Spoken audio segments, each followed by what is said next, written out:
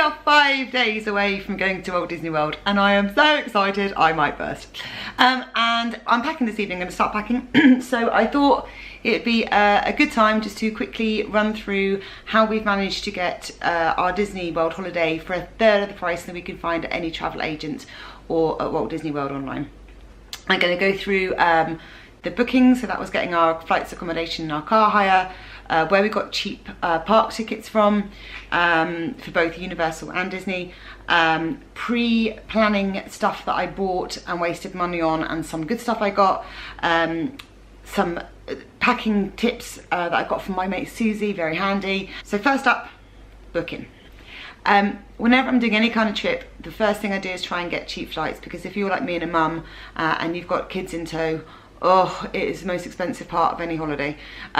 So Google Flights always, I've done a vlog on this and I'm going to try and figure out how to put one of those, you know, they do like these info card things at the top of the screen, the youth, when they vlog, all these things pop out. I'm going to try and figure out how to get a link up there. So go and check that out if you want to see how to get cheap flights. We managed to get direct flights from Gatwick for all four of us, 1,200, which I thought was a bit of a steal, but what has meant is that our duration is a little bit funny. Rather than 7 nights or 14 nights, we're going for 12 nights, but that's cool with me. So accommodation wise, obviously the main choice is whether you stay on Disney property or off Disney property. We are staying off Disney property, but we're doing it actually for a number of reasons and not just because it's cheaper. Firstly, it's loads cheaper, obviously. Secondly, the girl's dad is a vegan, and although Disney are getting better at the whole vegan offering, it's still not great, and I don't want him to just eat chips and roasted vegetables for $30 a time. So I want self-catering, I want my own kitchen, I also want my own washing facilities, I want a washing machine and a tumble dryer, because I can't bear taking loads of baggage. I'm just taking one suitcase and we'll just wash our clothes when we're out there. And also, I've done Disney before, twice, with a whole Disney kind of bubble. At Disneyland Paris, we've stayed in the Disneyland Hotel and done this Disney dining and all that stuff. And I'll be completely honest with you, after kind of about 3 days, I got a little bit over the Disney-fied thing and just needed a bit of a break in reality. Not that it's not lovely, but I just don't think I could manage kind of 2 weeks of living in the bubble. So we are staying off Disney at a place called the Grove Resort. It looks good, obviously a TripAdvisor, the things you normally do. I only ever put in 4 or 5 stars and I only put in reviews over 4. So I'm hoping it's a good one. It was cheap, so we are going to vlog it when we're out there and you can see whether or not we've picked the right hotel or not. And the car hire, we essentially got free, because when you book on Expedia and you bundle in the flights and the accommodation, everything else reduces. So the car hire essentially doesn't really cost us anything. And we've just gone for a bog standard kind of midi-sized car. That came to £2,300. That was the flights, the accommodation and the car hire. So already massively cheaper than we could find anywhere else. The next massive expense obviously is park tickets, and there are a million ways, it appears, that you can buy park tickets. There are park hoppers, one-day park hoppers, one-day park hopper with one shoe on tickets, which were a lot cheaper. However, in the end, it was just driving me nuts, and I just wanted 14 days of being able to access any park, any water park, go wherever we want. So we've gone for what's called a switch ticket from orlandoattractiontickets.co.uk. Now I know if you were a bit like me, it was a bit nerve-wracking buying tickets and a lot of money off a website that isn't legitimate Disney, but I kind of checked the reviews and everything was good, and I have to say it looks good to me. They came really quick. They came like 4 days after we ordered, and I've got them somewhere and I best not have lost them, huh? That'd be difficult. And it's just kind of like a little, I don't know if you can see this, but it's just like in a little wallet, and your 4 tickets are in here. Let's see if I can, and they come like this. So you get 4 little cards, and the Universal ones are kind of paper ones.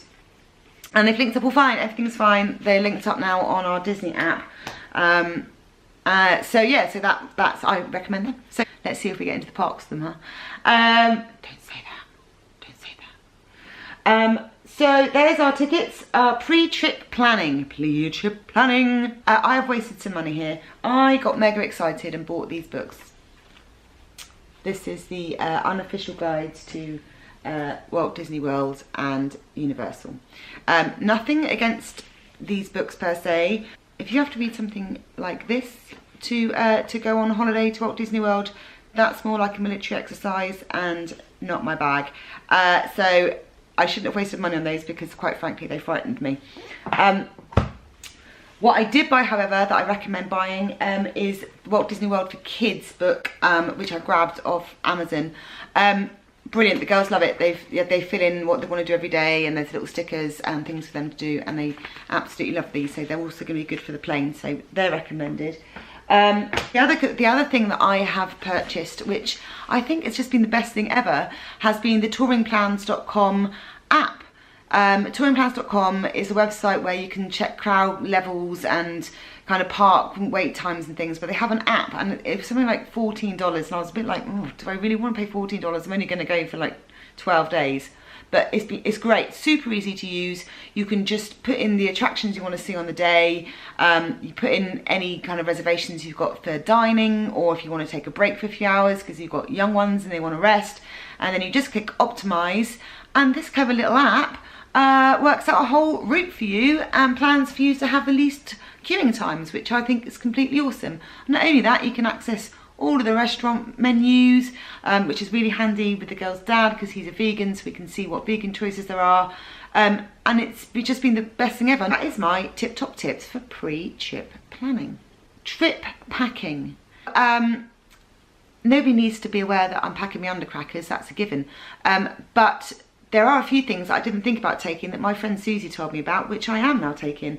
The first one was ponchos for the kind of log flume type water rides. The second one is like umbrellas for if it's a bit showery. It rains quite a lot in Florida. Look at this one, it's got a little bunny. It's got a little bunny head like that. The other stuff I bought to save money on park is, we've been to Primani, and I bought the girls like a few little kind of Disney style bits, purses and kind of hats. You know, maybe I should wear this Disney geekoid. Just so they didn't kind of go, oh, I want a Disney hat on park, and it's like $70, and I'm like, not happening. So they are the kind of extra bits that we've packed in. Oh, and cold and flu remedy.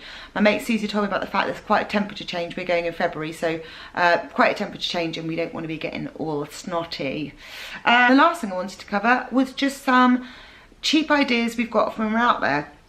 So I've discovered some cool things about Disney that I didn't know about. The first one of which is these.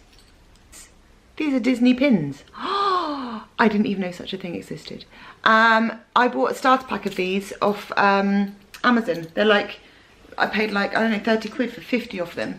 And the idea is when you're in Disney, all the cast members also have pins, and the kids and the grown-ups can swap pins and collect sets. And that's like a little free thing to do around the parks. I thought they were really good, especially because one of my twins isn't particularly confident, and I thought it'd be quite good with her talking to grown-ups. So we've bought a pack of those. We will vlog that when we're out there if you want to watch us doing that. That's my pre-trip Disney. I am aware that all my vlogs have involved me just sat here talking at a camera, and it's a bit dull, but we are taking the camera with us to Disney. We're going to be vlogging out there. We're going to be vlogging Universal and all the good stuff, hopefully. And hopefully we're not going to be sleeping in a bin and these park tickets work. So subscribe if you will. Join me if you want to come and see how we get on. I'm going to try and be as helpful as I possibly can. Until next time, be kind, always be kind. Don't troll me.